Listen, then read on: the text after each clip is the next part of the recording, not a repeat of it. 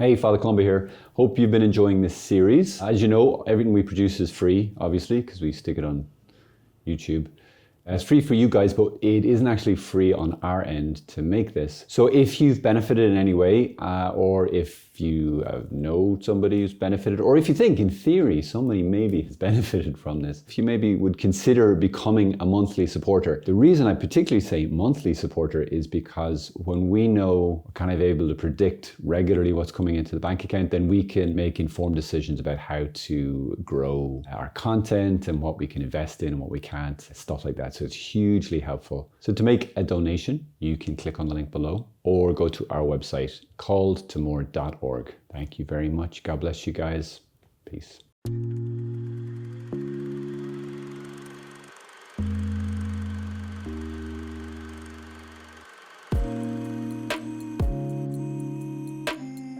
Stress. What would we do without stress, eh? Can you imagine it? Life without stress.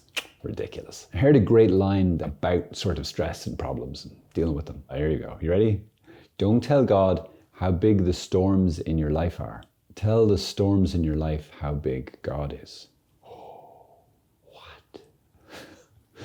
If you follow me. Don't tell God how big your problems are. Tell your problems how big God is. Right. So I heard that and I'm like, oh, that's great. Yeah. But I didn't really dig any further. Now, it's a cool thing all in itself. You could just stop this video and walk away. That's a good one. Thanks very much, Father. Bye-bye. Just recently, I had something come up that had me really stressed. I don't even remember what it was. Something came up and it was in prayer time. I remembered this line. And I realized that I was in the midst of telling God about my problems. I was telling God how big the storms in my life were. I was really stressed and I was coming to him and going, oh God, this thing is like, there's this thing about it and that thing. And, I was sort of doing the whole, emotional venting, which is a very important thing.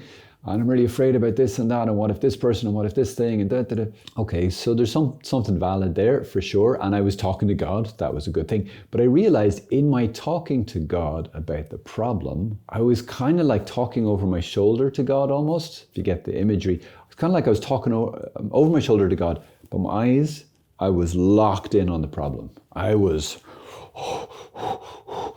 meditating on the problem. And I was only secondarily bringing God into that meditation. Let me share the fruits of my horrible meditation, God, with you. I thought again about this saying. It's like, okay, so tell your problems how big God is. The shift that brings is now I shift this way, and now I'm talking over my shoulder in a sense to my problems. But my focus, my eyes, my heart, my meditation is actually on God. So I start telling the problem, wow, like you have no idea. It's almost like you have no idea how big my dad is. Like he'll kick your head in. That reminds me of primary school. My dad's he's got a penknife. I think that might have actually come up one time for me in primary school. Anyway, moving swiftly on. So you're kind of talking over your shoulder to this big scary monster of a problem, whatever it is you have. You have no idea how big God is. He is so massive.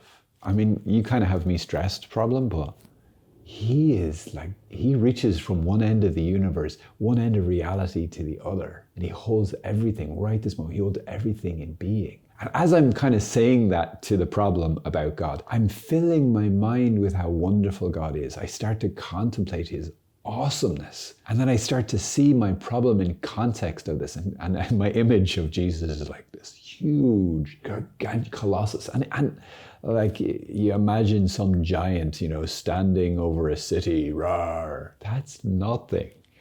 That's laughable compared to our Jesus. That is so tiny compared to the vastness of God. And this started to kind of come home to me. Like it says in the book of wisdom, I think that wisdom reaches from one end of the world to the other, one end of reality, one end of the universe to the other end.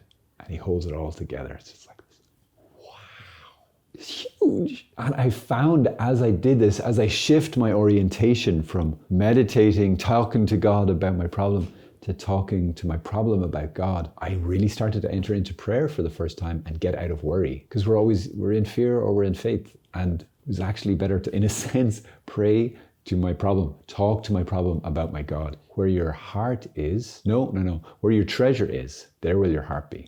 My treasure is the thing I look at. It's not necessarily the thing I talk to. What is the thing that I fear? This is where the gift of the fear of the Lord, because these are two totally different fears I was experiencing. The terror of my stress and my problem. And they're like, wow, awe, fear of how awesome God is. And you suddenly start to get the right perspective. The fear of God is beautiful. Fear of problems is slavery. It's horrific. It's yuck. So so give it a go. Guys, my stress level when I did this was like, it totally disappeared. No, not totally. It suddenly got to the right proportions and I was able to go, oh, okay. I got perspective, and I got beautiful perspective on the bigness of God, the enormity of his love for me and his care for me. So there you go. Hope that's helpful. God bless you. Oh my goodness, that was short.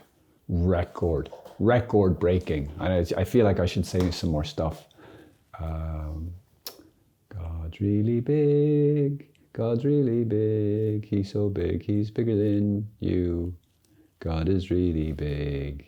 I really hope that doesn't make the final cut.